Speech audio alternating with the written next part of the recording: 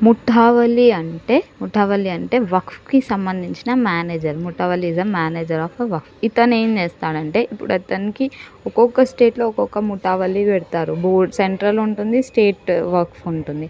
So, ఇతనికి ఎంత సంబంధించినది ఇచ్చారో అతను ఏం చేస్తాడంటే దాన్ని డెవలప్ చేస్తాడు. అక్కడ స్కూలో, హాస్పిటలో ఏదో మాస్కియో కట్టేసి దానికి ఇన్‌కమ్ జనరేట్ అయ్యేది. ఆ ఇన్‌కమ్ తీసుకొని వాళ్ళకి అప్పజెప్పి దాంట్లోంచి ఏవైతే ఉన్నాయో కొంచెం ఫండ్స్ హెల్ప్ చేస్తాడు. మళ్ళా కొంచెం ఫండ్ అట్లనే డెవలప్ చేస్తూ ఉంటారు.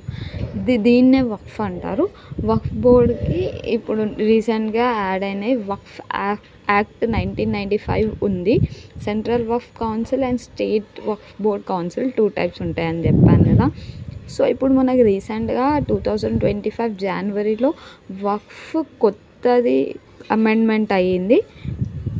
అదే మనకి యూజ్ అవుతుంది. ఇది వక్ఫ్ యాక్ట్ 1995